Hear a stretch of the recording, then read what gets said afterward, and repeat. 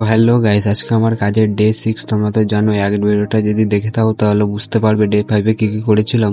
তাই আমি বাইরে বেরিয়ে দেখলাম আজকে তো টোটো চলছে না, তাই আমি হেঁটে হেঁটে চলে আসলাম কাজে।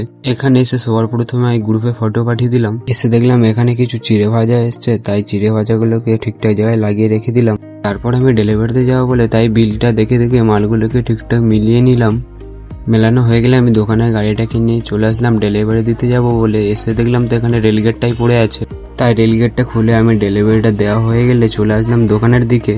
এখানে এসে গাড়িটাকে সাইড করে রেখে দিয়ে চলে আসলাম দোকানের ভেতরে। তারপর কিছু কাজ করার পরে আমি দুপুরে ভাত খেতে বসে পড়লাম।